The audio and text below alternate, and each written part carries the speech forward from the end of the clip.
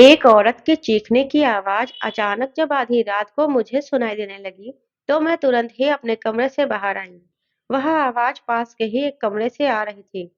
चारों तरफ सिर्फ अंधेरा पसरा हुआ था। ठीक से कुछ नजर भी नहीं आ रहा था। लेकिन जिस कमरे से आवाज आ रही थी, वहां पर अंदर कोई छोटा सा बल्ब जल रहा था, जिससे रोशनी छन छन कर बाहर निकल रही थी। मैं जैसे ही उस कमरे में पहुंची और दरवाजा खोला, तो सामने का नजारा देखकर मेरे होश उड़ चुके थे। एक आदमी मेरी भाभी के साथ सारी मर्यादाओं को तोड़ उस वक्त मैंने जो सामने हालत देखी, उसे देखकर मैं शर्म से पानी-पानी हो गई थी। मैं जैसे ही अपनी सहेलियों के साथ खेतों से घूम फिर कर घर वापस आई, तो मैंने घर के सामने ही 2 बड़ी-बड़ी गाड़ियां खड़ी देखी, जिन्हें देखकर मैं चौंक गई। मैं सोचने लगी कि मुझ जैसे गरीब लोगों के घर इतनी बड़ी-बड़ी गाड़ियों से भला कौन आ गया? मुझे किसी अनहोनी का अंदेशा होने लगा। जब कभी किसी गरीब के घर कोई अमीर आता है, तो वह गरीब बेचारा बहुत घबरा जाता है। ठीक यही हाल मेरा भी था। मैं तुरंत ही दौड़कर अपने घर के अंदर गई, तो घर के अंदर मैंने जो कुछ देखा, उसे देखकर मेरे दिल की धड़कनें बहुत तेज हो गई। वहाँ कई सारे आदमी बैठे हुए थे। वहीं पर मेरे ताऊ जी और ताई जी भी बैठी हुई थी। वहाँ लोग उनसे कुछ बातें कर रहे थे।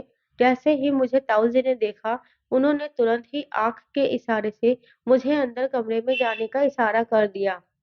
मुझे कुछ भी समझ में नहीं आ रहा था कि आखिर हो क्या रहा है। जब मैं कमरे के अंदर गई, तो मेरी कज़न सिस्टर इसी कमरे में थी और वह भी दरवाजे की ओर से बार-बार बाहर झाँक कर देख रही थी। मैंने उससे तुरंत ही अंदर जाकर पूछा कि आखिर यह हो क्या रहा है? तो वह कहने लगी, पता नहीं, ये लोग कुछ बातें कर रहे हैं। शायद शादी की बात हो रही है, लेकिन किसकी? मुझे समझ में नहीं आ रहा। उसकी बात सुनकर मैं समझ गई कि शायद यह लोग मेरी शादी की ही बात करने के लिए आए होंगे, क्योंकि मेरी कज़न सिस्टर तो मुझसे छोटी है। लेकिन इतने बड़े घर के लोग भला मुझसे शादी करने के लिए क्यों आए होंगे? थोड़ी ही देर के बाद ताई जी कमरे में आ गई और उन्होंने मुझसे कहा कि मैं जल्दी से तैयार हो जाऊं, क्योंकि थोड़ी ही देर में बाहर जो लोग बैठे हुए हैं, उनके घर की औरतें भी मुझे देखने के लिए आने वाली हैं। मैंने ताई जी से फिर से वही सवाल पूछा, जिसका जवाब शायद मैं खुद ही पहले देख चुकी थी। मैंने कहा कि आखिर यह लोग कौन हैं? तो ताई जी कहने लगी कि अरे सोनाली, तू तो बड़ी भागी वाली निकली। हमने तो कभी सपने में भी नहीं सोचा था कि तेरी शादी इतने बड़े और अमीर खानदान में होगी। देख, तेरे लिए खुद इतने बड़े परिवार का रिश्ता हमारे दरवाजे पर चलकर आया है। मैंने ताई जी की तरफ हैरानी से देखा। मुझे उनकी बात समझ नहीं आ रही थी। भला मुझ में ऐसे कौन से हीरे मोती जड़े थे, जो इतने बड़े परिवार का रिश्ता खुद दरवाजे पर चलकर आया, मेरा हाथ मांगने के लिए? ताई जी उन लोगों का गुणगान करते हुए मेरे सामने कहने लगी, मालूम है, एक राजघराने से तेरा रिश्ता आया है। हमारे पास का जो गांव है, वहां के सरपंच खानदान के बेटे का रिश्ता है। तू तो वहां जाकर राज करेगी, राज। ताई जी के चेहरे से खुशी तो ऐसे टपक रही थी जैसे जलेबी से चाशनी। लेकिन मैं मन ही मन सोचने लगी कि इसमें खुश होने की जगह तो शक करने वाली बात है। भला मुझ जैसी गरीब लड़की को सरपंच परिवार के लोग अपने घर की बहू क्यों बना रहे हैं? थोड़ी ही देर में बाहर से औरतों की आवाजें आने लगी, जिससे मैं समझ गई कि उनके परिवार की महिलाएं भी आ चुकी हैं। मैं भी इधर तैयार हो चुकी थी। मैं ताई जी के कहने पर अपनी छोटी बहन के साथ उन लोगों के सामने पेश हो गई। वह मेरी खूबसूरती को देखकर तारीफ करते हुए थक नहीं रहे थे। खूबसूरत तो मैं बचपन से ही थी, क्योंकि मैं अपनी माँ पर जो गई थी। लेकिन बदकिस्मती मेरी यह थी कि मुझे कभी अपने माँ बाप का प्यार न मिल सका। उनके मरने के बाद मुझे मेरे ताऊ जी और ताई जी ने ही पाल पोस कर बड़ा किया था। थोड़ी देर बाद सारी बातें हो गई। इसके बाद वह लोग वहां से चले गए। मेरे ताऊ जी बहुत खुश थे। कहने लगे, एक बार सोनाली का रिश्ता इस घर में हो जाए, फिर तो जीवन भर की समस्याओं का समाधान हो जाएगा। इतने बड़े राजघराने से रिश्ता जुड़ जाएगा, तो पूरे गांव भर में मजाल है जो कोई आंख उठाकर भी देख ले। और फिर हमारी बेटी सोनम के लिए भी देखना, कितना अच्छे अच्छे और बड़े घर से रिश्ते आने लगेंगे। आखिर सरपंच परिवार से जुड़ने से हमारा भी कुछ नाम हो जाएगा। हर कोई हमें इज्जत की नजर से देखेगा। सच में सोनाली हमारे लिए बहुत ही भाग्यवान निकली। मैंने ताऊ जी से कहा, मुझे अभी तक यह बात समझ नहीं आ रही कि भला मैं घर बैठे बिठाए इतने भाग्यवान कैसे बन गई। इतने बड़े घर का रिश्ता मेरे लिए आखिर क्यों आया? वैसे तो गांव के थोड़े से पैसे वाले लोग भी हमें इज्जत की नजर से नहीं देखते, क्योंकि हमारे पास ना तो पक्का मकान है और ना ही पर्याप्त जमीन। फिर इतने बड़े परिवार के लोग अचानक से हमसे रिश्ता क्यों जोड़ना चाहते हैं? इस पर मेरे ताऊजी, ताईजी दोनों लोग ही शक पका गए और एक दूसरे की आंखों में आंखें डालकर देखते हुए जैसे उन्होंने आपस में इशारे से कुछ कहा, फिर खामोश हो गए। वह मेरी बात को टालने की कोशिश कर रहे थे, लेकिन मैं अपने ताऊजी का हाथ पकड़कर वहीं बैठ गई और जिद करने लगी कि आखिर इस सब के पीछे असली वजह क्या है? आप मुझे बताइए, वरना आपको पता है मैं कितनी जिद्दी हूँ। अगर आपने मेरे सवाल का जवाब नहीं दिया, तो मैं भी शादी हरगिज नहीं करूंगी। इस पर मेरे ताऊजी बुरी तरह से घबरा गए, कहने लगे, पागल हो गई है क्या? तेरे लिए इतना अच्छा रिश्ता आया है, जिंदगी भर ठाठ से जिएगी, किसी भी ऐशो आराम की कमी नहीं होगी। रुपया पैसा तो तेरे कदमों में गिरा पड़ा रहेगा। इतने जेवर होंगे तेरे जो तूने पूरी जिंदगी में कभी नहीं देखे होंगे। और तू इन सब चीजों को सिर्फ इसलिए ठोकर मारने की बात कर रही है क्योंकि मैं तेरे सवाल का जवाब नहीं दे रहा। अरे तू समझती क्यों नहीं? वह बड़े लोग हैं, यह उनकी मर्जी है कि वह किससे रिश्ता जोड़ना चाह रहे हैं और किससे जोड़ना नहीं चाह रहे हैं। ये उनका उपकार है जो उनकी नजर हमारे ऊपर पड़ गई। वह तो भला हो उनके बेटे का जो उसने तुझे देख लिया और पसंद कर लिया। और देख, उनके मन में ऊंच नीच का कोई भेदभाव नहीं था। वह सीधा यह तुझसे रिश्ता जोड़ने के लिए चले आए। इसलिए तेरा भी तो फर्ज बनता है कि तू भी बड़प्पन दिखाए और इस रिश्ते को दिल से निभाए। मैंने ताऊजी से कहा, आपने क्या मुझे बेवकूफ समझ रखा है? वह दूसरे गांव का सरपंच भला हमारे इस गांव में क्या करने आया था जो उसने मुझे देख लिया? और अगर वह आया होता तो मजाल है कि मुझे पता न चले। पूरे गांव की खबर रखती हूँ मैं। आपने अपने सोनाली को समझ क्या रखा है? मेरी इस बात पर ताऊजी मेरे कान खींचते हुए कहने लगे, जितनी तेज तेरी जुबान है ना, उतना तेज तेरा दिमाग भी है।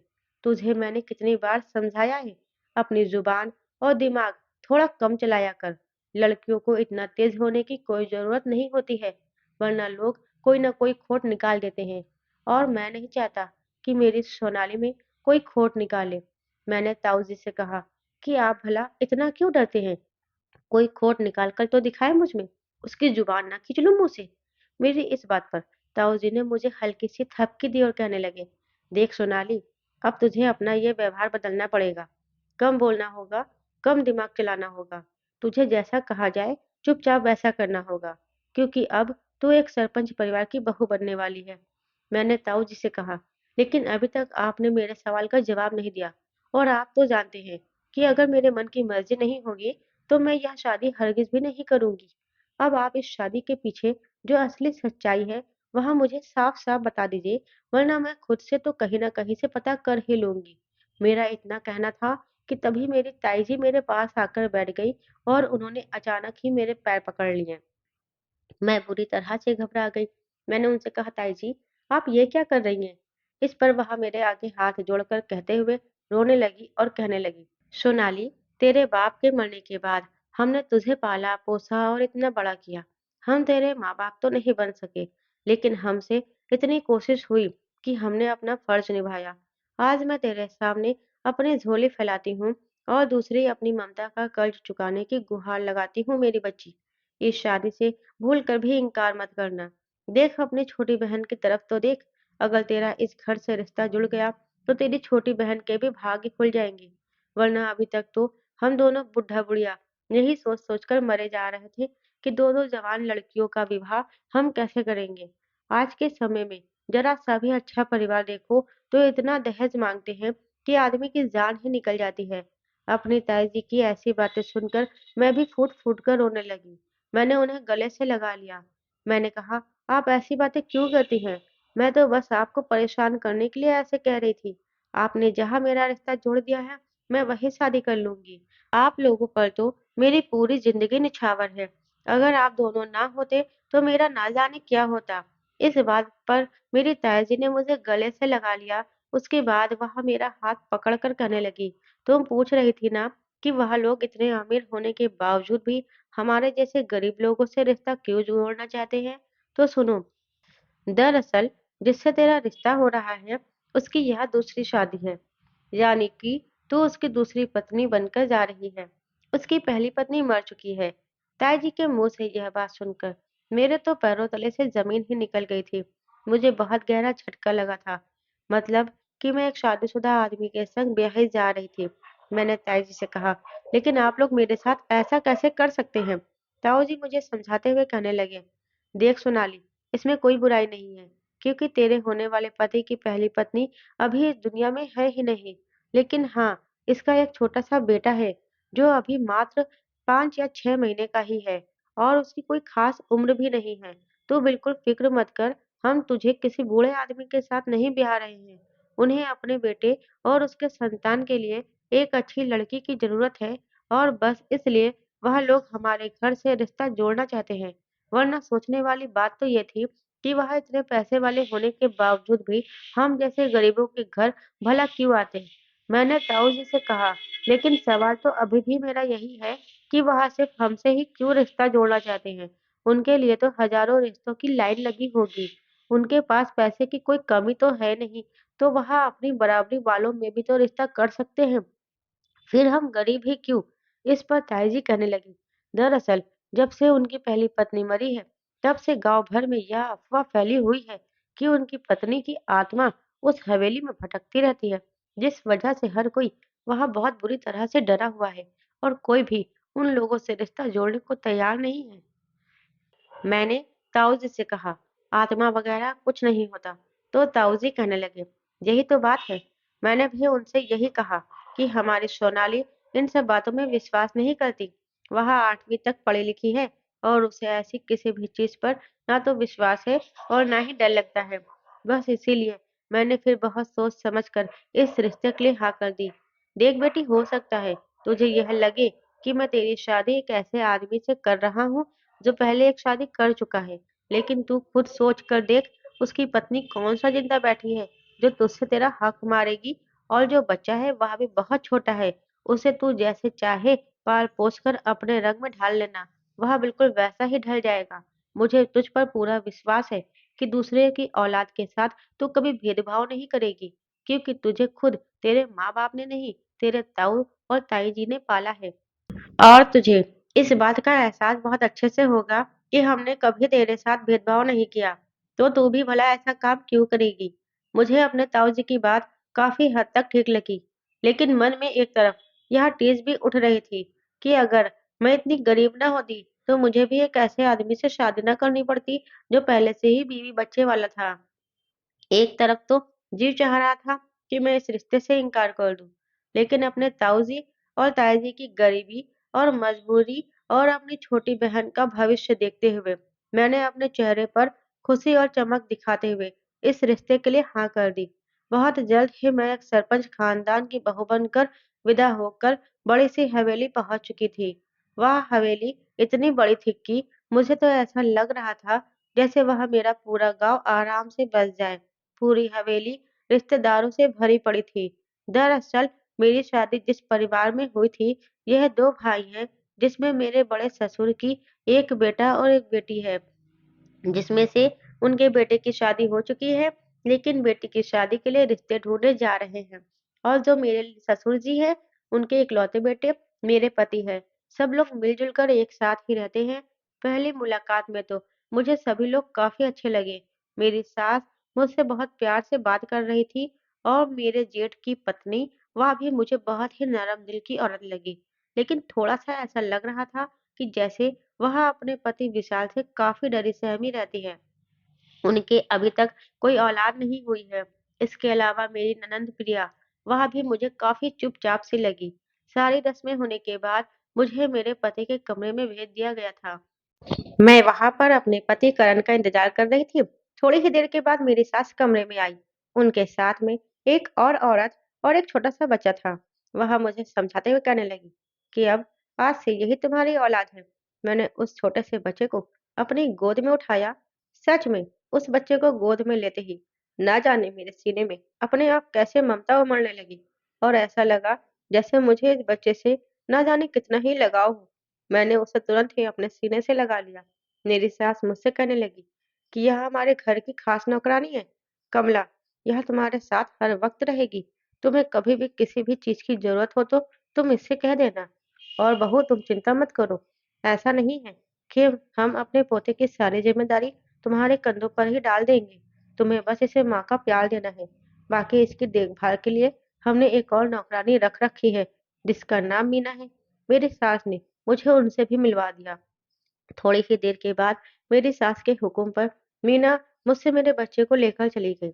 वह कहने लगी, आज तुम्हारे नए जीवन की नई शुरुआत है, तो तुम फिर हाल उस पर ज्यादा ध्यान दो। इसके बाद मेरी सास तो वहां से चली गई, लेकिन मैंने कमला को थोड़ी देर के लिए रोक लिया। मैंने कमला से कहा कि जब आप मेरे पास हैं, तो फिर मुन्ना को संभालने के लिए अलग से एक और नौकरानी की आखिर क्या जरूरत थी। हम दोनों आराम से बच्चे को संभाल सकते थे। इस पर कमला मेरे हाथ को अपने हाथ में थामते हुए बताने लगी, बहू रानी, अभी आप यहाँ नहीं समझेंगे। कुछ वक्त इस हवेली में गुजारिए, उसके बाद आपको खुद ही यह सारी बातें समझ आने लगेगी कि आखिर यह सब क्यों और किस लिए है। मुझे कमला की कोई बात ठीक से समझ नहीं आ रही थी, लेकिन फिर मुझे यही लगा कि यहाँ पर मैं नहीं हूँ और कमला जितना यहाँ के बारे में जानती है, उतना मैं नहीं जानती। तो फिर भलाई इसी में है कि वह जैसा कहती है मैं चुपचाप ऐसा मान लूं। इसके बाद कमला चली गई और मेरे पति करण कमरे में आ गए। उन्हें देखकर मैं बुरी तरह से सहम गई, लेकिन अंदर ही अंदर मुझे बहुत खुशी भी हो रही थी। पहले तो मुझे इस शादी को लेकर काफी सारी उलझने थी, लेकिन अब शादी के बाद मुझे खुद से ही यह एहसास हो रहा था कि जो भी हुआ अच्छा हुआ, क्योंकि अब मुझे सब कुछ ठीक लग रहा था। मुझे पति भी मिल गया, इतना अच्छा ससुराल भी, और इतना प्यारा बच्चा भी। और एक औरत को आखिर क्या चाहिए। लेकिन तभी करण मेरे पास आकर बैठे और उन्होंने मुझसे खुद कहा कि मैं अपना घूंघट हटा दूं। उनके कहने पर मैंने अपना घूंघट उठाया। वह मुझे काफी परेशान नजर आ रहे थे।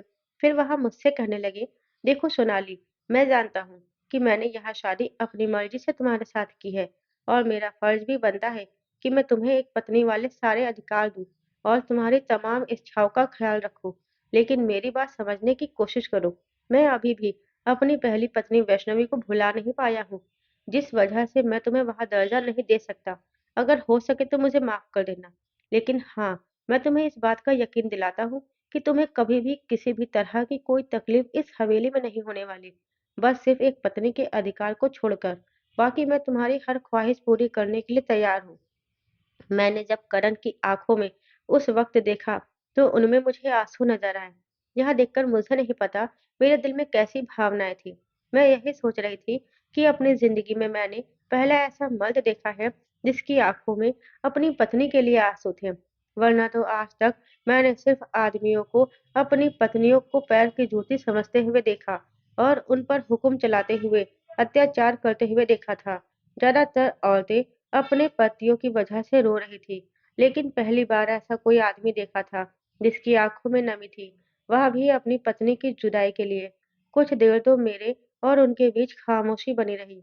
वह अपना सर झुकाए मेरे सामने ही बैठे रहे, और मुझे भी समझ नहीं आ रहा था कि मैं उनसे इस बात पर क्या बोलूं। हालांकि मुझे बुरा तो लग रहा था, क्योंकि बहुत ज्यादा ना सही, लेकिन थोड़े बहुत अरमान तो मैंने भी अपनी शादी को लेकर सजाए थे। पर मेरा ख़्याल ये था कि कोई भी रिश्ता ज़बरदस्ती नहीं जोड़ा जा सकता।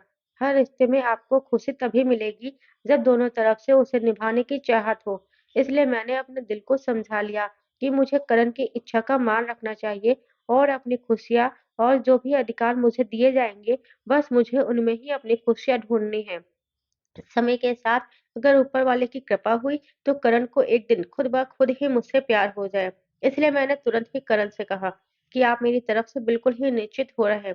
आपको किसी भी अपराध बोध से जूझने की जरूरत नहीं है। बल्कि मुझे तो यह खुशी है कि आप अपनी पहली पत्नी से इतना प्यार करते हैं। दिल किया कि मैं उनके आंसू को पोंछूं, लेकिन अब मैं उस अधिकार को जताना नहीं चाहती थी। मैंने करण से कहा कि हम पति पत्नी ना सही, लेकिन अच्छे दोस्त बनकर तो रह सकते हैं ना। और आप बिल्कुल अभी परेशान मत होइए। मेरी इस बात को सुनकर करण के चेहरे पर एक संतोष के भाव नजर आने लगे। इसके बाद वह मुझे धन्यवाद कहकर पास ही पड़े हुए सोफे पर जाकर लेट गए। मैंने भी अपने कपड़े चेंज किए और हल्के कपड़े पहनकर सुकून की सांस ली। सच कहूँ तो मैं खुश थी। मुझे इस बात का कुछ खास दुख नहीं था कि करण ने मुझे अपनी पत्नी का दर्जा नहीं दिया, बल्कि शायद खुशी इस बात की ज्यादा थी कि उन्होंने भले यह अधिकार न दिया हो, पर मुझे इज्जत दी थी। और शायद प्यार से ज़्यादा महत्वपूर्ण इज्जत होती है, जो मुझे करण से मिल रही थी, और मैं उसी में संतुष्ट हो गई थी। अगले दिन से शादी के बाद की सारी रस्में शुरू हो गई थी। ना जाने कितने सारे गाँव की औरतें आकर इन रस्मों को निभा रही थी। कोई हँसी-ठिठोली कर रहा, तो कोई एक-दूसरे से हँसी-मज़ाक। इसी बीच मेरी नज़र घूंघट की ओट से मेरे जेठ विशाल पर पड़ी, जो कि वहाँ से गुज़रते हुए जा रहा था। पर मुझे अजीब तब लगा, जब मैं भले ही घूंघट में बैठी थी, लेकिन उसकी नज़र इस कदर तीर की तरह मुझ पर टिकी हुई थी, जैसे कि वह घूंघट में घुस कर के मुझे देख लेना चाहता हो। कहते हैं कि भगवान ने हर औरत को वह शक्ति दी है, जो एक आदमी की आंखों को देखकर यह बता सकती है कि इस आदमी में खोट है या नहीं। विशाल को पहली नजर में देखते ही मैं समझ गई थी कि यह आदमी बिल्कुल भी ठीक नहीं है और इससे जितना दूर रहा जाए उतना ही खुद के लिए बेहतर ही होगा। कुछ रस्में अभी बाकी थी, लेकिन क्योंकि शाम होने लगी तो सारी औरतें मेरी सास से कहने लगी कि माफ करना, लेकिन हम शाम को यहाँ नहीं रुक सकते, क्योंकि हम सबको अपनी जान प्यारी है। और इसके बाद वह सारी औरतें वहां से चली गई। मुझे उनकी यह बात समझ नहीं आई। कमरे में जब मैं पहुंची तो मैंने कमला से यह सवाल किया कि आखिर वह औरतें ऐसा क्यों कह रही थी। इस पर कमला पहले तो मेरे इस सवाल के जवाब को देने से इनकार करने लगी, लेकिन फिर मैंने उसके हाथ पकड़ लिए। मैंने कहा, कमला, तुम यह मत समझो कि तुम मेरे लिए एक नौकरानी हो। तुम मेरी सहेली की तरह हो, और क्या तुम अपनी सहेली होने का फर्ज नहीं निभाओगी? मेरा अपनापन देखकर कमला की आंखों में आंसू भर आए और उसने मुझे गले से लगा लिया। वह कहने लगी, छोटी मालकिन, आप सच में वैष्णवी भाभी की तरह ही हो।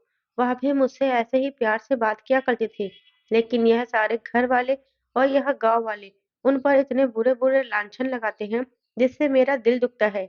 मैंने कमला से कहा, लेकिन आखिर वैष्णवी दीदी के साथ ऐसा हुआ क्या था? मैं अभी उससे यह सब पूछ रही थी कि तभी मेरी सास ने कमला को आवाज दे दी और वह वहां से चली गई। अब धीरे धीरे मेरी उस हवेली में दिन यूं ही गुजरने लगे थे। करण अपने काम की वजह से ज्यादातर हवेली में 5 या 6 दिन के बाद ही आते थे, या फिर यूं कहें कि वह अपनी यादों से पीछा छुड़ाने की कोशिश कर रहे थे, इसलिए खुद को ज्यादातर कामों में व्यस्त रखते थे। लेकिन मैं भी उनकी खुशी में ही खुश थी और अपने बच्चों में अपनी दुनिया देख रही थी। इसलिए अब ऐसा हो गया था कि मैं ज्यादातर कमला को अब अपने कमरे में अपने साथ सुला लेती थी। वक्त के साथ साथ मेरी और कमला की दोस्ती बहुत बढ़ती जा रही थी। कमला का पति एक नंबर का शराबी आदमी था। वह घर की कोई जिम्मेदारी नहीं उठाता था। कमला के अभी तक कोई बच्चे नहीं हुए थे, लेकिन उसे अपने सास ससुर और अपने पति का खर्चा उठाने की वजह से हवेली में काम करना पड़ता था। कुछ दिनों के बाद ही एक रात अचानक मुझे ऐसा लगा कि जैसे बाहर से पायलों की आवाज आ रही है। मैं जब उठकर बैठी तो कुछ देर सुनने के बाद मुझे कुछ भी सुनाई नहीं दे रहा था। जैसे ही मैंने सोचा कि मैं दोबारा सो जाती हूँ, तभी मुझे फिर से बहुत तेज पायल की आवाज सुनाई दी, जिससे मैं तुरंत ही उठकर बाहर निकल आई। मेरा कमरा हवेली के ऊपरी हिस्से में था। इस ऊपरी हिस्से पर मैं रहती थी और दूसरी तरफ मेरी नंद रहती थी। बाकी सब लोगों का कमरा नीचे था। मुझे पहले तो कहीं कोई भी नजर नहीं आया। चारों तरफ अंधेरा पसरा हुआ था। फिर तभी एक अचानक हल्का सा हवा का झोंका मेरे चेहरे से टकराया, जिससे मैंने ऊपर की तरफ देखा। वहां पर देखते ही मेरी नजर एक ऐसी जगह पर जा पहुंची, क्योंकि सामने छत पर बने हुए एंट्री पर मैंने एक साय को खड़े हुए देखा। वहां चांदनी रात थी, लेकिन फिर भी वहां जो कोई भी खड़ा था, मुझे उसके शरीर का एक भी अंग दिखाई नहीं दे रहा था। वह बिल्कुल अंधेरे की तरह गुप्त काल था, लेकिन इतना समझ आ रहा था कि वह एक औरत है, क्योंकि उस औरत का साड़ी का आंचल हवा में लहरा लहरा कर उड़ रहा था। मुझे कुछ समझ नहीं आया। कुछ देर तो मैं वहीं खड़ी रही, लेकिन फिर मैं कमरे के अंदर आ गई और बहुत देर तक सोचती रही कि आखिर यह सब क्या था। सुबह हुई तो मैंने सबसे पहले यह बात कमला को बताई। मेरी बात सुनते ही कमला के चेहरे का रंग सफेद पड़ गया था। वह मुझसे गुस्सा करते हुए चिल्लाने लगी कि आपको बाहर जाने की जरूरत ही क्या थी? आज आपने ऐसा किया है, लेकिन आज के बाद आप कभी भी ऐसा कुछ मत करना। अगर आपको कुछ भी रात में अजीब सुनाई दे या दिखाई दे, तो आप तुरंत ही वापस अपने कमरे में आ जाना। और पहली बात, तो आपको कमरे से बाहर जाने की कोई जरूरत ही नहीं है। मैंने कमला से कहा, लेकिन तुम मुझे यह बताओ कि वह साया किसका था? कमला कहने लगी, मुझे नहीं पता। मुझे इस सब के बारे में कोई जानकारी नहीं है। मैंने कमला से कहा कि तुम झूठ बोल रही हो। तुम्हें पता है, इसलिए तो तुम मुझे बाहर जाने से मना कर रही हो। तुम्हें मेरी कसम है, तुम मुझसे कुछ भी नहीं छुपाओगी। इसके बाद कमला ने मुझे जो कुछ भी बताया उसे सुनकर मेरे होश उड़ गए थे। कमला ने कहा कि इस हवेली में वैष्णवी भाभी का साया नजर आता है। वह आज भी इस हवेली में घूमती रहती है। कमला की इस बात से मुझे अपने ताऊ जी की कही हुई बात याद आ गई, जिसकी वजह से कोई भी इस परिवार में रिश्ता नहीं जोड़ना चाहता था। लेकिन अब तक तो मुझे यही लगता था कि भूत-प्रेत जैसा कुछ नहीं होता। पर कल तो मैंने खुद ही अपनी आँखों से उस साय को देखा था, और मैं ये भी नहीं कह सकती थी कि वह कोई इंसान हो सकता है, जो शायद डराने के लिए ऐसा कर रहा हो। क्योंकि छत पर बनी हुई वह आंटिया बहुत ऊँची है और उस पर छतरी-नुमा डिज़ाइन बनी है, जिस कारण उस पर किसी के लिए भी एक जगह स्थिर होकर बिना किसी सहारे के खड़े होना मुमकिन ही नहीं है। पर वह शायद 5 मिनट तक बिना हिले-डुले आराम से वहाँ खड़ी हुई थी। और फिर सोचने वाली बात ये थी कि उस चाँदनी रात में सिर्फ़ वही एक साया ऐसा था, जो बिल्कुल काला नज़र आ रहा था। अब मुझे ऐसा लगने लगा कि शायद यहाँ पर जो लोग कहते हैं, वह सच है। मैंने कमला से पूछा कि वैष्णवी दीदी की मौत कैसे हुई थी? कमला कहने लगी, "वह जलकर मरी थी।" मैंने उससे कहा कि भला कोई औरत इतने अच्छे पति, ससुराल और अपने इतने छोटे से बच्चे को छोड़कर अपनी जान क्यों देगी? आखिर क्या वजह थी जो उन्होंने इतना भयानक कदम उठाया? कमला कहने लगी, "यह सब तो उनके बारे में बहुत बुरा-बुरा कहते हैं।" मैंने आश्चर्य से कमला से कहा, "बुरा कहते हैं? लेकिन क्या कहते हैं?" तभी मेरी सास कमरे में आ गई और वह कहने लगी कि तुम कमला के साथ हमारे पुराने मंदिर चली जाओ और साथ में अपनी जेठानी को भी ले जाना। मुझे तुरंत ही निकलना था, इसलिए मैं आगे कुछ भी कमला से पूछ नहीं पाई। फिर फटाफट से तैयार होकर हम तीनों मंदिर के लिए निकल गए। मंदिर पहुंचकर वाकई हमें बहुत सुकून मिला था। मैंने सोचा कि घर पर तो मैं कमला से इस बारे में पूछ नहीं पाई थी, तो यही पूछ लेती हूँ। मैंने जैसे ही अपना वह सवाल कमला से दोहराया, तभी उसने मुझे आँख के इशारे से करके चुप रहने को बोला। मैं समझ गई कि शायद वह मेरी जेठानी के सामने मुझे इन सब बातों के बारे में कुछ नहीं कहना चाहती है। घर लौट कर आई तो देखा कि मेरे ससुर जी की बहन आई हुई थी। मेरी सास ने मुझे उनसे मिलवाया। मैंने उनके पैर छुए। उसके बाद उन्होंने मुझे आशीर्वाद दिया और फिर मेरी सास से कहने लगी, अब इसका ध्यान रखना, कहीं ऐसा ना हो कि यह भी बड़ी वाली बहू की तरह बेढंगी निकल जाए, इसलिए हमेशा पैनी नज़र रखना। उनकी इस बात पर मेरा मन खट्टा हो गया था। आखिर वह कहना क्या चाहती थी? वह सीधा-सीधा मेरे चरित्र पर सवाल उठा रही थी और उसके साथ ही मेरे पति की पहली पत्नी को लेकर भी। वह बाद में और भी वाहियात बातें करने लगी। मुझे भी कुछ समझ में नहीं आ रहा था। उनकी आवभगत करने के कुछ देर बाद मैं तुरंत ही कमला को अपने साथ लेकर कमरे में गई और मैंने उससे कहा कि तुम्हें आज मुझे सब कुछ बताना होगा, शुरू से ही आखिर तक की। आखिर यहाँ हो क्या रहा है? इसके बाद कमला ने बताया कि दरअसल यह बात उस दिन की है जब यह सभी लोग अपने एक खास रिश्तेदार की शादी में गए हुए थे। उस दिन हवेली में वैष्णवी भाभी, अपनी नंद प्रिया और मैं ही रुके हुए थे। सभी लोग शादी से सुबह लौटने वाले थे। सब कुछ ठीक था कि तभी आधी रात को मेरे पड़ोस से एक आदमी दौड़ता हुआ आया। कहने लगा कि मेरा पति शराब के नशे में एक नाले में गिर गया था, जिस वजह से उसे बहुत ज्यादा चोट आई है। वैष्णवी भाभी ने मुझे समझाते हुए कहा कि इस वक्त उनसे ज्यादा मेरे पति को मेरी जरूरत है, इसीलिए उन्होंने मुझे कुछ पैसे थमाकर अस्पताल भेज दिया। और वही मेरे जीवन की सबसे बड़ी गलती हुई कि जब अगली सुबह मैं लौट कर आई, तो जो खबर मुझे सुनने को मिली, उससे मेरे पैरों तले से ज़मीन निकल गई थी। हवेली के सामने मैं जैसे ही पहुंची, तो वहां पर भयानक भीड़ लगी हुई थी।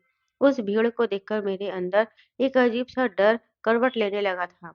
लेकिन फिर भी मैं हिम्मत बाँधते हुए हवेली के अंदर उसी भीड़ को चीरते हुए चलती जा रही थी। और जैसे ही मैं आँगन में पहुँची, तो वहाँ पर एक लाश रखी हुई थी, जिसके ऊपर सफ़ेद कपड़ा पड़ा हुआ था।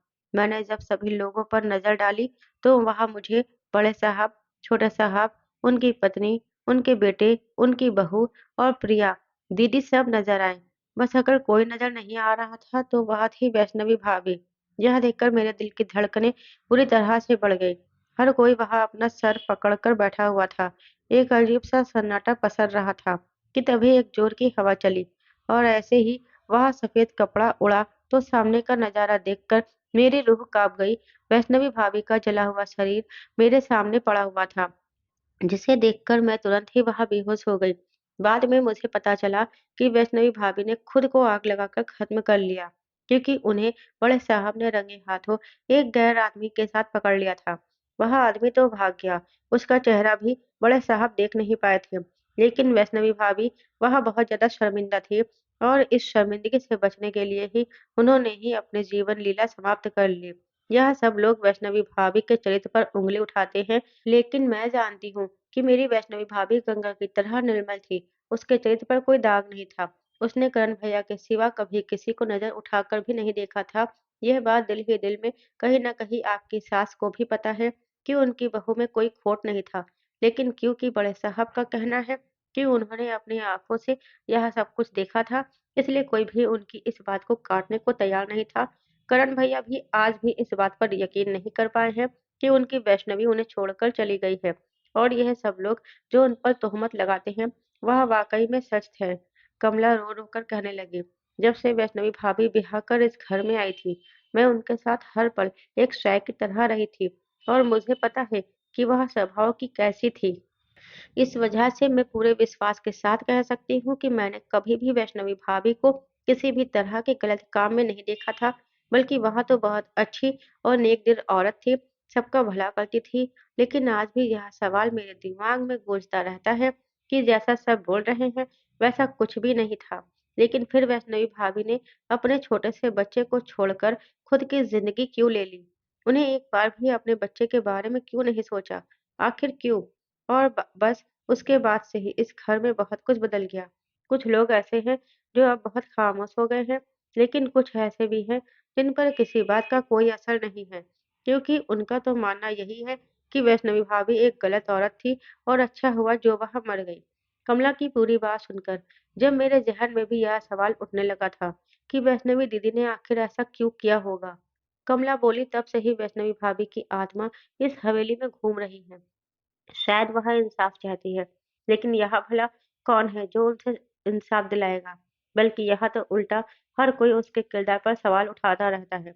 कोई ऐसा नहीं है जो यह जानने की कोशिश करे कि आखिर उन्होंने इतना खतरनाक कदम क्यों उठाया। मैं आज भी उस दिन के लिए खुद को कोसती हूँ, क्योंकि अगर मैं उस दिन अपने पति के पास न जाती, तो आज वैष्णवी भाभी जिंदा होती। कमला की पूरी बात सुनने के बाद मुझे यही लगा कि इस गहरे राज के पीछे क्या वजह है। वह मुझे पता लगानी ही होगी, हर हाल में, चाहे कुछ भी हो। लेकिन मुझे वैष्णवी दीदी के चरित्र को पाक-साफ साबित करना होगा, क्योंकि मेरे पति करण इस बात से ही अंदर घुलते जा रहे हैं। धीरे-धीरे तो ऐसा होने लगा था कि मुझे आए दिन वैष्णवी भाभी का साया दिखने लगा था। लेकिन मैंने एक बात नोटिस की थी कि जैसा कि सब कहते थे कि वह शायद उन्हें नुकसान पहुँचाना चाहता है, वह डरकर भागते थे।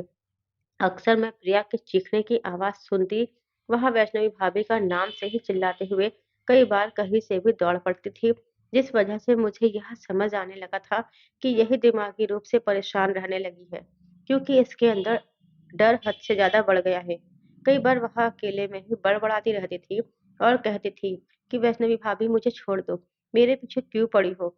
कमला ने बताया था कि प्रिया पहले ऐसी नहीं थी, वह बहुत हँसी मज़ाक करती थी और खूब बोलती थी, लेकिन अब तो वह हर वक़्त एक अजीब-सी दहशत में रहती है। एक शाम जब मैं अपने कमरे में बिल्कुल अकेली थी, तभी मेरे दरवाजे पर दस्तक हुई। दरवाज़ा खोला तो सामने मेरे जेठ विशाल खड़े थे। उन्हें देखते ही मैं सकपका गई। मैंने तुरंत ही अपने चेहरे को घूंघट से ढका। मुझे समझ नहीं आ रहा था कि ये आदमी भला यहाँ क्यों आया है। वह मेरी तरफ एक पैकेट बढ़ाते हुए कहने लगा कि मैं शहर गया था, सभी के लिए चूड़ियाँ लाया था, तो तुम्हारे लिए भी ले आया था। इसके बाद उन्होंने मेरी तरफ वह पैकेट बढ़ाया। मैंने काँपते हुए हाथों से उस पैकेट को पकड़ लिया कि इतने में तभी विशाल अपने आप ही कमरे के अंदर आ गया। मैं हैरान रह गई थी। वह कहने लगी, करण तो बहुत ही दिन में आता है। तुम्हें तो बहुत अकेलापन महसूस होता होगा ना? उसके चेहरे की वह कुटिल मुस्कान देखकर मैं समझ गई थी कि वह क्या कहना चाहता था। मैंने तुरंत ही कमरे से बाहर कदम रखा और छज्जे के पास जाकर खड़ी हो गई, क्योंकि घर में नीचे आंगन से जो कोई भी निकले, वह मुझे दिख जाए और मैं उसे आवाज़ देकर ऊपर बुला लूँ। लेकिन आज बिल्कुल सन्नाटा दिख रहा था, जिससे मुझे दहशत सी होने लगी। ना जाने यह कमला भी कहाँ चली गई थी। शायद इस वक़्त घर में कोई नहीं था। तभी विशाल मुझसे कहने लगा, अरे सोनाली, तुम मुझसे डर क्यों रही हो? मैं तो तुम्हारा जेठ हूँ। देखो, मैं वह पुराने ज़माने की सोच वाला आदमी नहीं हूँ। जो औरतों को पर्दे में रखने की बात करे। जब विशाल ने देखा कि मैं कमरे के अंदर नहीं आ रही हूँ, तो वह खुद ही मेरे पास छज्जे तक आ गया। वह मुझसे तरह-तरह की बातें करने लगा। ना जाने क्यों, वह बात पर बात बढ़ाए जा रहा था और मेरा दिमाग बस इसी उलझन में था कि हवेली में कोई मुझे दिखाई क्यों नहीं दे रहा। इधर अंधेरा भी बढ़ता जा रहा था। मुन्ना भी अंदर कमरे में सो रहा था कि तभी अचानक विशाल ने मेरी तरफ कदम बढ़ाया। मैं छज्जे के छोटे से दीवार पर टिक गई। मुझे डर लगने लगा कि कहीं मैं यहाँ से नीचे न गिर जाऊं। मुझे कुछ समझ में नहीं आ रहा था कि मैं अब क्या करूं। कि तभी मुझे विशाल के चेहरे पर साफ नजर आया। उसकी आंखें बड़ी-बड़ी हो गई थी। उसकी पुतलियाँ फैलती चली जा रही थी। उसे अचानक से पसीना आने लगा। फिर मैंने ध्यान दिया कि वह मेरे पीछे किसी चीज़ को एकटक देख रहा है, जिसे देखकर वह खौफ से भर गया। जब मैंने पीछे पलटकर देखा, तो छज्जे के उस पार मैंने वही काला साया देखा, जो इस वक्त बहुत भयानक लग रहा था, क्योंकि उसके बाल, उसके कपड़े सब हवा में लहरा रहे थे। जिसे देखते ही विशाल तुरंत ही मेरे पास से भाग खड़ा हुआ और दौड़ता हुआ हवेली से बाहर निकल गया। उसके जाते ही मैंने चैन की सांस ली और जैसे ही पीछे पलटकर वापस उस तरफ देखा, तो वह साया वहां नहीं था। पहले तो मैं डर रही थी, लेकिन फिर मुझे इस बात का एहसास हुआ कि शायद वैष्णवी दीदी मुझे नुकसान नहीं पहुंचाना चाहते, बल्कि आज तो उन्होंने मुझे इस रास्ते से बचा लिया था। अब तो मेरी और भी जिम्मेदारी बढ़ गई थी कि मैं उनके दामन पर लगे हुए दाग को किसी भी तरह से मिटा दूं। अगले दिन ही मैंने कमला से पूछा, वैष्णवी भाभी किस कमरे में जलकर मरी थी? इस बात पर कमला कहने लगी कि आपको इस सबसे क्या करना है? मैंने कहा कि दरअसल मुझे उस कमरे में जाना है।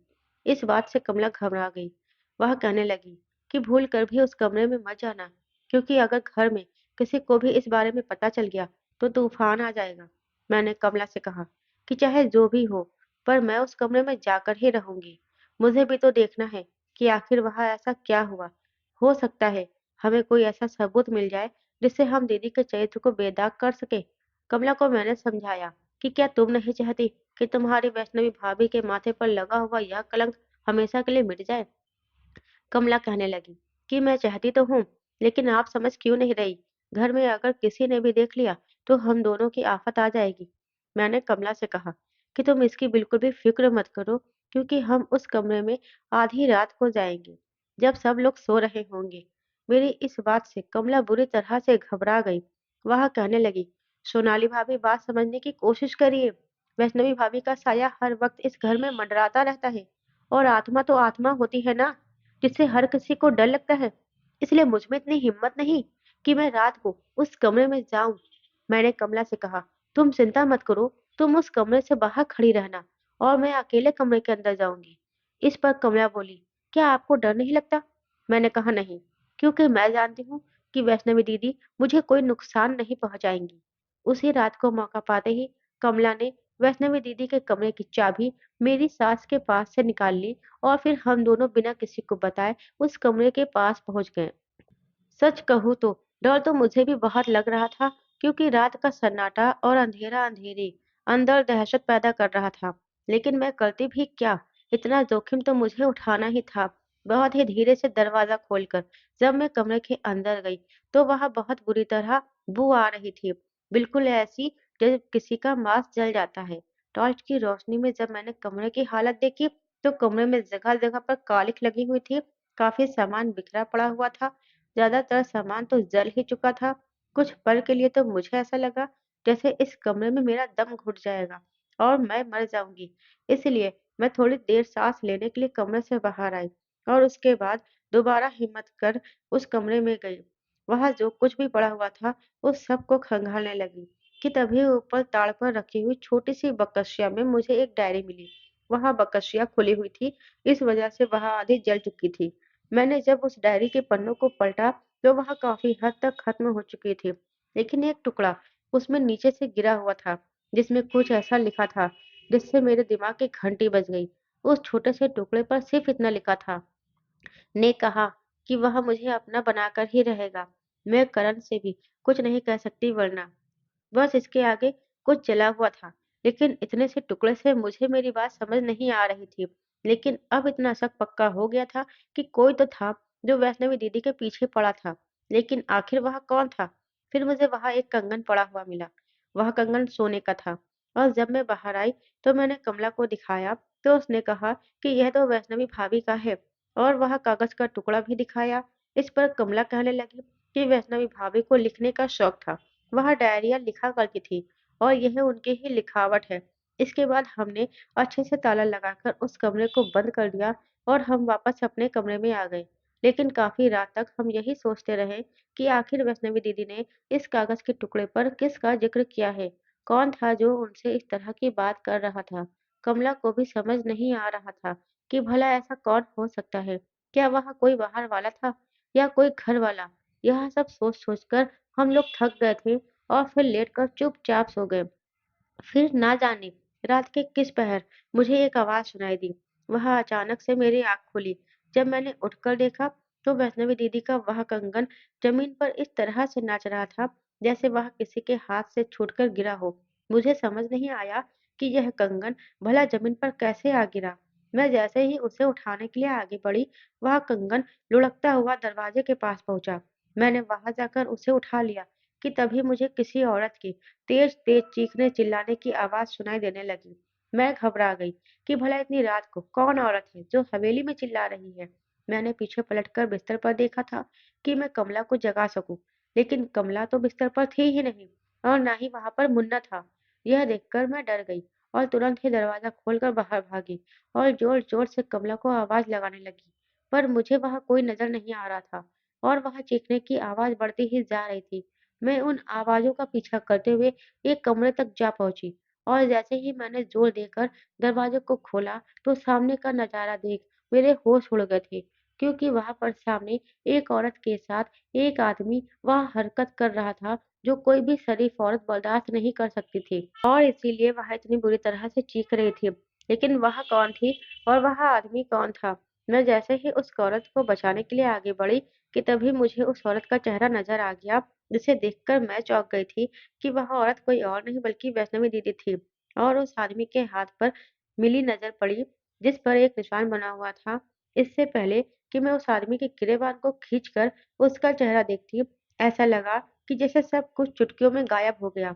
वह कुछ भी नहीं था और मेरी आंख खुल गई। जब आंख खुली तो देखा कि मैं बिस्तर पर थी और बगल में कमला और मुन्ना सो रहे थे। मैं पसीने से तर हो गई थी। मैंने तुरंत ही एक गिलास पानी पिया और तभी मेरी नज़र सामने दीवार पर लगी वैष्णवी दीदी की तस्वीर पर गई। फिर एक बार फिर से मैं अपने उस सपने के बारे में सोचने लगी। अब मुझे इतना समझ आ गया था कि वैष्णवी दीदी मुझे वह दिखाना चाह रही थी जो वह किसी को बता तक नहीं सकी। इसका मतलब साफ था कि उनके साथ गलत हुआ था, लेकिन वह गलत किसने किया था? फिर मुझे उस आदमी के हाथ पर बना हुआ वह निशान याद आया। मैंने अगली सुबह ही उस निशान को एक कागज पर बनाकर जब कमला को दिखाया तो उसकी आंखें हैरानी से बड़ी हो गई। वह कहने लगी कि यह निशान तो इसी हवेली के आदमियों का है। मैंने कहा कि तुम कहना क्या चाहती हो? तो कमला ने कहा कि दरअसल यह निशान तो इस हवेली के सभी आदमी अपने हाथ पर बनवाते हैं। इसका मतलब साफ था कि वैष्णवी दीदी के साथ गलत करने वाला कोई बाहर वाला नहीं बल्कि इस हवेली का कोई आदमी था। लेकिन आखिर वह कौन था? मुझे अभी तक उस निशान के बारे में इसलिए नहीं पता था क्योंकि मेरी और करण की कोई खास नजदीकियां नहीं थी और इसलिए मैंने कभी उनके हाथ पर ध्यान ही नहीं दिया। लेकिन कमला तो यह काफ़ी सालों से काम कर रही है। कमला कहने लगी कि मुझे इस पूरे घर में से एक आदमी पर ही शक है। मैं समझ गई थी कि कमला किस ओर इशारा कर रही है। मैंने और कमला ने एक साथ विशाल का नाम लिया। वह कहने लगी कि उनकी नज़र बहुत खराब है और उनके शौक भी बहुत बुरे हैं। वह हर रोज़ वेश्याओं के कोठे पर जाते हैं और शराब में धुत रहते हैं। इसी सब की वजह से बड़ी भाभी हमेशा गम में डूबी रहती हैं क्योंकि उनका पति एक नंबर का धोखेबाज है। लेकिन सिर्फ शक के आधार पर हम यह नहीं कह सकते थे कि विशाल ही वह आदमी था। हमें उसके लिए सबूत चाहिए थे। मैंने कमला से कहा कि अगर ऐसा है कि विशाल ने यह सब किया है, तो फिर उस रात विशाल शादी से जल्दी लौट आया होगा और जहाँ तक है, वह पैदल तो नहीं आया होगा, ड्राइवर के साथ ही आया होगा। क्या कोई ऐसा तरीका है, जो तुम कहीं से भी यह पता करवा सको कि उस रात विशाल हवेली लौटा था या नहीं? कुछ देर सोचने के बाद कमला बोली कि मैं यह बात पता करवा सकती हूँ, लेकिन इसमें मुझे मेरे पति की ज़रूरत होगी। उसने कहा कि मेरा पति जिस ठेके पर शराब पीने जाता है, वहीं पर यहाँ के ड्राइवर भी जाते हैं। और शराब एक ऐसी चीज है कि नशे में आदमी सब कुछ सही सही बोलता है। लेकिन मेरा पति बड़ा ही लीचड़ किस्म का आदमी है। बिना किसी लालच के वह एक उंगली भी नहीं हिलाता। मैंने तुरंत ही अपने पास जितना कैश रखा हुआ था उसमें से काफी पैसा उठाकर कमला के हाथ पर रखा और उससे कहा कि जितना भी पैसा खर्च हो, लेकिन मुझे जल्द से जल्द इस सवाल का जवाब चाहिए। और फिर 1 हफ्ते के बाद जब कमला वापस लौटी तो उसने मुझे जो कुछ बताया, मेरे कानों से खून निकलने लगा। कमला के चेहरे की भी हवाई उड़ी हुई थी। वह कहने लगी, सोनाली भाभी, उस रात हवेली लौटकर कोई आया तो था, लेकिन वह विशाल नहीं था। तो फिर भला कौन था? उसने डरते-डरते अपने मुँह से जो नाम लिया, वह मेरे बड़े ससुर का था। मुझे यकीन नहीं हो रहा था कि क्या सच में मेरे बड़े ससुर ऐसे हैं? कमला कहने लगी कि उन्होंने ही सबको यह बात बताई थी कि वैष्णवी को उन्होंने किसी गैर मर्द के साथ देखा था और उसके बाद ही वैष्णवी भाभी ने यह सब कर लिया। वह पहले चश्मदीद इंसान थे। मेरी उलझन बढ़ती चली जा रही थी। मैं कभी सपने में भी नहीं सोच सकती थी कि मेरे बड़े ससुर इतना घटिया काम करेंगे। उनकी नीयत में इस कदर खोट होगा। लेकिन अब इस बात को भी मैं कैसे साबित कर सकती थी, मुझे कोई रास्ता नहीं सूझ रहा था। मैं भगवान से हर दिन प्रार्थना करती थी कि वह मुझे कोई रास्ता दिखाए, कि तभी एक दिन मुझे बाहर से किसी औरत के बहुत तेज-तेज हँसने, खिलखिलाने की आवाज़ें आने लगीं। वह बहुत ही चटपटी और मसालेदार बातें करके मेरी सास के सामने खूब हँस रही थी। सब लोग उसकी बातों पर चटकारे भी ले रहे थे। लेकिन बीच-बीच में मुँह भी बना रहे थे। वह सर से लेकर पैर तक खूब सजी-धजी थी। इतना श्रृंगार तो हम लोग शादियों में भी नहीं करते हैं। मैंने तुरंत ही कमला को बुलाकर पूछा कि यह औरत कौन है? तो वह कहने लगी कि यह तो हमारे गाँव की रौनक है। सारे आदमी हर रोज़ इस रौनक के यहाँ पर अपनी हाज़िरी दर्ज कराने जाते हैं। पहले तो मुझे उसकी बात समझ नहीं आई। फिर उसने बताया कि दरअसल यह एक वेश्या है और गाँव का लगभग हर एक आदमी इसके पास जाता है। इसकी वजह से ही यहाँ पर जो बाकी की औरतें जो यह काम करती हैं, उनका काम ठीक से नहीं चल रहा है। मैंने कहा, भला ऐसा क्यों? इसमें क्या ख़ास है? क्या यह कुछ ज़्यादा ही खूबसूरत है? इस पर कमला बोली कि खूबसूरत तो वह सब भी है, लेकिन जो बात इसमें है, वह बाकी सब में नहीं है। मैंने कहा, भला ऐसा क्या है इसमें? तो कमला ने बताया कि दरअसल इस औरत में एक ख़ास गुण है। ये हर किसी की नक़्ल बहुत अच्छे से उतार लेती है। फिर वो आवाज़ हो या भाव हो या चाल-चलन हो, सब कुछ बिल्कुल इस तरह से वह करती है कि कोई भी पहचान ही ना पाए। और ये ही नहीं, आजकल की जितनी भी हीरोइन हैं, उन सब की नकल उतार लेती है, जिस वजह से जो लोग भी इसके पास जाते हैं, उन्हें एक नया ही अंदाज़ देखने को मिलता है। उन्हें लगता ही नहीं कि वह हर रोज़ सिर्फ़ एक औरत के पास आ रहे हैं, बल्कि हर रोज़ उन्हें नई-नई औरतों से मिलने का अनुभव होता है। और तो और, कई बार तो ये मर्द खुद से ही फरमाइश करते हैं कि कभी तुम किसी हीरोइन की नकल करो, तो कभी किसी की। और इसीलिए इस वक़्त सबसे ज़्यादा माँग इसकी ही है और इसका ही सिक्का चल रहा है। उसकी यह बात सुनने के कुछ देर के बाद मेरे दिमाग में एक विचार आया। मैंने वह विचार कमला को बताया, तो वह कहने लगी कि आपका विचार तो है बहुत अच्छा, लेकिन यह बहुत मुश्किल है और सिर्फ़ हम दोनों इसे मिलकर पूरा नहीं कर पाएँगे, क्योंकि इसमें हमें एक और तीसरे शख्स की भी ज़रूरत पड़ेगी। पर भला वह कौन होगा जो हमारा साथ देगा? और सबसे बड़ा सवाल तो ये है कि क्या यह औरत जिसका नाम गंगा है, कि क्या यह इस काम के लिए मानेगी? मैंने कहा, बिल्कुल मानेगी। यह आज जो काम कर रही है वह सिर्फ़ पैसों के लिए कर रही है और मैं इसे पैसों में तोल दूँगी। लेकिन अब सबसे बड़ा सवाल ये था कि हम अपने इस काम में अपने साथ किसे शामिल करें? बहुत सोचने के बाद मुझे करण से बेहतर कोई नहीं लगा। मैंने जैसे-तैसे डरते-डरते करण को यह पूरी बात बताई, लेकिन करण मेरी इस बात पर तैयार ही नहीं थे। फिर मैंने उन्हें समझाया कि क्या आप नहीं चाहते कि जो आपका प्यार है, उसके माथे पर लगा हुआ कलंक मिटे और जो असली गुनहगार है वह पकड़ा जाए। बहुत समझाने के बाद जैसे-तैसे करण हमारा साथ देने के लिए तैयार हो गए। इसके बाद करण अपने प्यार को इंसाफ दिलाने के लिए उस वेश्या की चौखट पर जाने के लिए निकल गए और उन्होंने उसे मुँह मांगी रकम देकर इस काम के लिए तैयार कर लिया।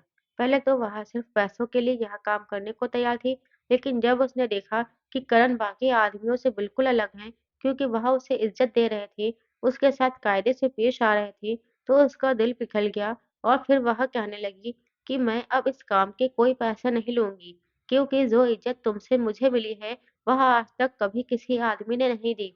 हमने गंगा को बहुत समझाया कि यह काम बहुत ही खतरनाक है। अगर जरा से भी चूक हुई तो ना जाने क्या होगा।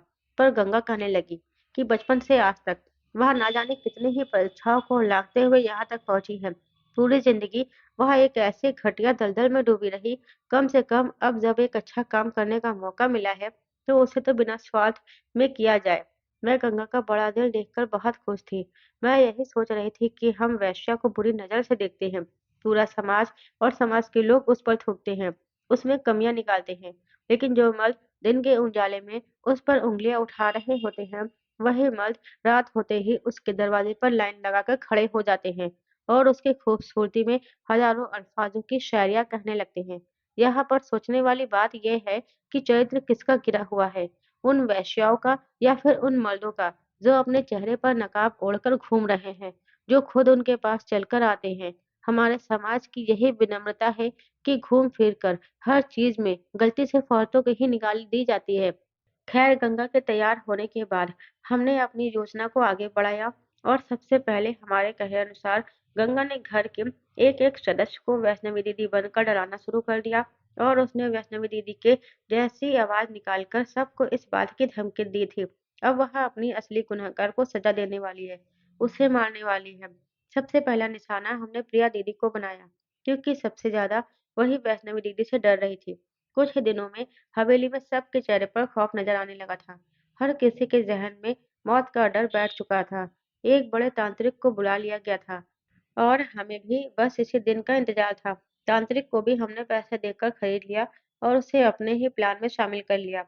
फिर उसने हमें ऐसी चीजें दी जिससे यह साफ साबित हो जाए कि वैष्णवी दीदी वाकई में भूत बन चुकी है। तांत्रिक ने वहां पहुंचते ही जैसे ही पूजा पाठ शुरू किया, गंगा वैष्णवी दीदी का भेद धरे हुए उसी कमरे से बाहर निकली जहां वहां जली थी। यह देखकर सबकी आंखें फटी की फटी रह गई, जबकि असलियत यह थी कि उस दरवाजे को हम लोगों ने खोल दिया था।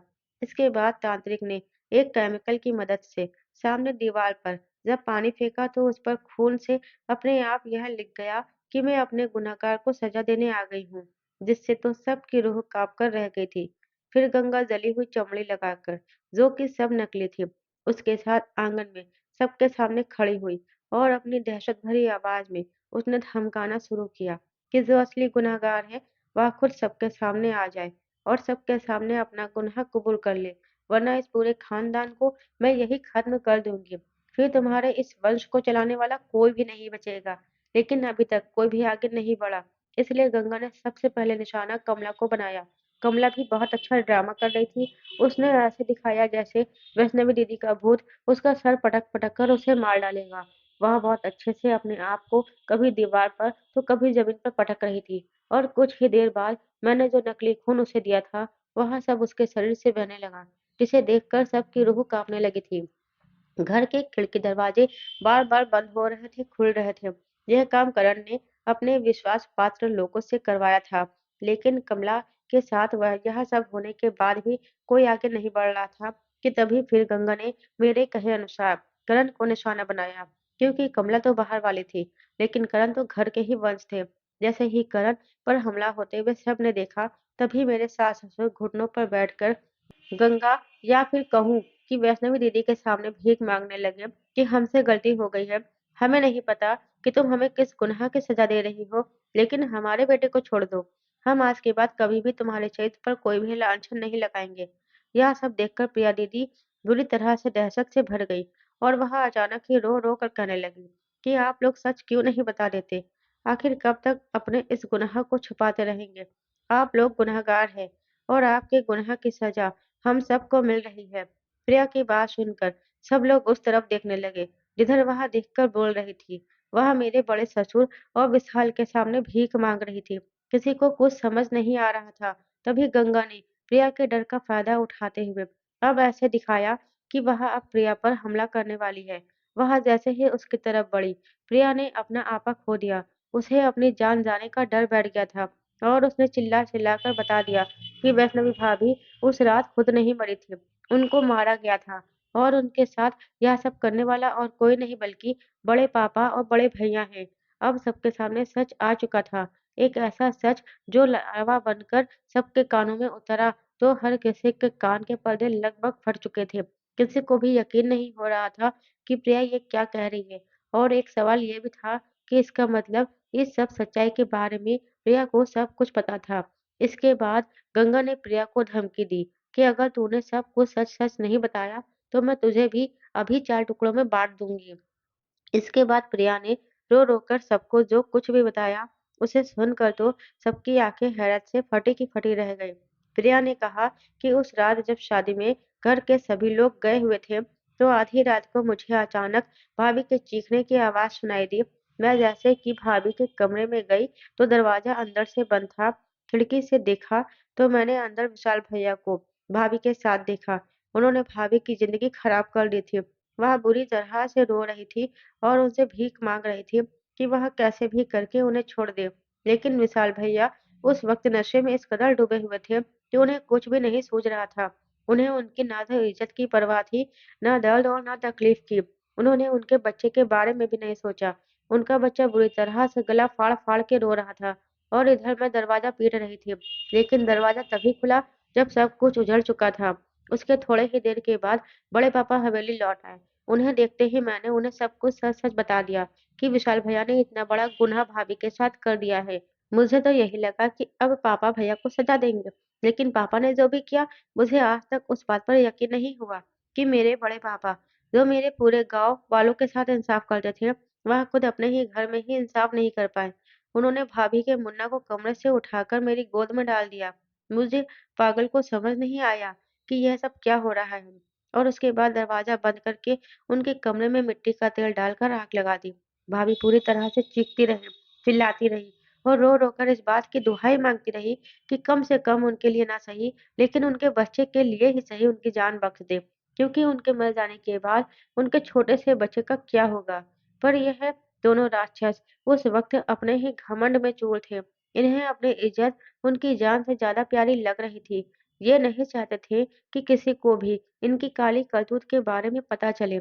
यह अपने पुत्र मोह में इतने अंधे हो गए कि उसकी करतूत को ढकने के लिए उन्होंने एक बीवी, एक माँ और एक बहू की जान ले ली और एक छोटे से बच्चे को अनाथ कर दिया। भाभी चिल्ला-चिल्ला कर अपने जीवन को छोड़कर चली गई और मैं सब कुछ देखते हुए भी उन्हें नहीं बचा पाई।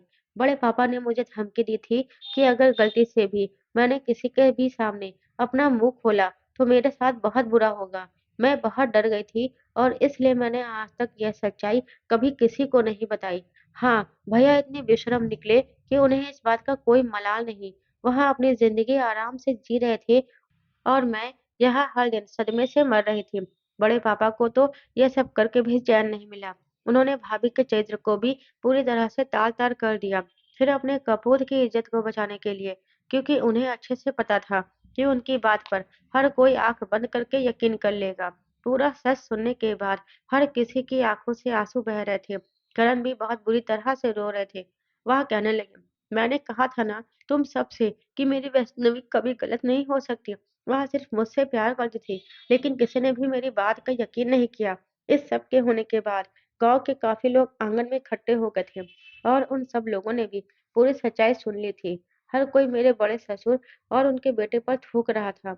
इसके बाद वह लोग रो-रो कर अपने किए की माफ़ी माँगने लगे। बड़े ससुर बोले, "यह सब कुछ मैंने अपने बेटे के मुँह में आकर किया, लेकिन हमने बहुत बड़ा पाप कर दिया है।" विशाल बोला, "जब से करण की बीवी शादी होकर आई थी, तब से ही मेरी नज़र उसकी पत्नी पर थी, पर मुझे कभी मौका ही नहीं मिला। शादी वाली रात मेरे लिए बहुत अच्छा मौका था, क्योंकि उस वक़्त घर में कोई नहीं था, सिवाय कमला और प्रिया के। प्रिया का तो मुझे कोई डर नहीं था, लेकिन बस कमला को किसी भी तरह से अपने रास्ते से हटाना था। इसलिए मैंने अपने एक आदमी से कहकर उस रात कमला के पति को, जब वह नशे में डूबा था, उसे धक्का देकर नाले में गिरा दिया और फिर यह खबर हवेली पहुंचवा दी कि उसके पति को बहुत चोट आ गई है, जिसे सुनकर कमला अस्पताल दौड़ी चली गई। इसके बाद मैंने अपने एक दोस्त की मोटरसाइकिल उठाई और सीधा हवेली आ गया। मैं हवेली की किसी गाड़ी से नहीं आया, क्योंकि मैं नहीं चाहता था कि किसी को भी गलती से यह पता चले कि मैं उस रात हवेली आया था। मैंने सोचा था कि मैं अपना काम खत्म करके वापस शादी में लौट जाऊँगा। मेरे बड़े ससुर कहने लगे कि मैं उस रात विशाल को मोटरसाइकिल से सबकी नज़रों से बचते हुए कहीं जाते हुए देखा, तो मुझे उस पर शक हुआ। इसलिए मैं तुरंत ही गाड़ी से इसका पीछा करते हुए आया और मैं यह देखकर हैरान रह गया कि यह हवेली वापस आया। लेकिन आखिर क्यों? पर जब तक मैं हवेली आया, तब तक सब कुछ खत्म हो चुका था और मेरे सामने अपनी इज्जत बचाने का बस एक ही रास्ता बचा था और फिर मैं वहाँ गुनाह कर बैठा।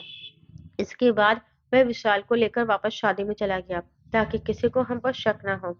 और अगली सुबह भोर में मैं सब में ही सबसे पहले हवेली आ गया, जिससे वैष्णवी को ही गुनहगार साबित कर दूं। उन दोनों बाप बेटे ने अपने गुनाह को कबूल कर लिया था। इसके बाद गंगा ने सबके सामने अपनी सच्चाई खोल कर रखी। इसे देखकर वहां खड़ा हर शख्स दंग रह गया था। फिर मैंने सबको बताया कि सच्चाई को सामने लाने के लिए भी हम सबने मिलकर यह नाटक रचा था, क्योंकि वैष्णवी दीदी के साथ जो कुछ भी हुआ वह सच्चाई सभी के सामने आ सके। और आज जो सच सामने आया है उसके बारे में तो कोई सपने में भी नहीं सोच सकता था। तभी वहां सभी इस बात की मांग उठाने लगे कि पुलिस को बुलाया जाए और इन दोनों बाप बेटे को गिरफ्तार किया जाए। सबकी सहमति यही थी, इसलिए तुरंत ही इस फैसले पर अमल करने के लिए पुलिस थाने में फोन मिलाया जाने लगा।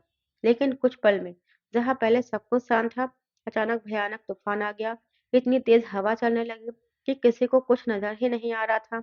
ऐसा लग रहा था कि जैसे तूफान आ गया हो। सब कुछ इधर-उधर उड़कर गिर रहा था कि तभी किसी ने अचानक से जोर की आवाज लगाई और ऊपर की तरफ इशारा किया। हम सब ने जैसे ही ऊपर देखा तो सबके रोंगटे खड़े हो गए। ऊपर वही साया दिख रहा था जो आज तक सबको दिखता आया था। डर और दहशत में सबकी जान गले में ही रह गई थी। और फिर अचानक कुछ ऐसा हुआ जिसकी कल्पना किसी ने नहीं की थी। अंटिया पर लगा हुआ झंडा सीधा नीचे आकर गिरा और वह लोहे का सरिया उन दोनों बाप बेटे को चीरता हुआ बाहर निकल गया और उनकी वही मौत हो गई। इंसाफ हो चुका था, वैष्णवी दीदी को इंसाफ मिल चुका था, इसलिए उन दोनों दुष्ट पापियों के प्राण पखेरु उड़ गए। वैष्णवी दीदी का वह साया भी तेज रोशनी के साथ धुआं-धुआं होकर कहीं गायब हो गया, या यूं कहूँ कि उन्हें मुक्ति मिल गई थी। इस भयानक नजारे को देखकर हर कोई सदमे में था। एक हफ्ते के बाद सब कुछ शांत हो गया था। मेरे सास-ससुर, मैं, मुन्ना, करण और कोमल और प्रिया अब गांव के पास ही बनी हुई दूसरी कोठी में आकर रहने लगे थे। हमने हमेशा के लिए उस हवेली को छोड़ दिया था, क्योंकि उस हवेली से बहुत बुरी यादें जुड़ी हुई थी। शायद वैष्णवी दीदी ने इतने दिनों तक बड़े साहब और उसके बेटे को इसलिए बख्श रखा था क्योंकि वह सबसे पहले यह चाहती थी कि उन पर जो लांछन लगाया गया है वह किसी भी तरह से हट जाए, जो असली सच्चाई है वह सबके सामने आए।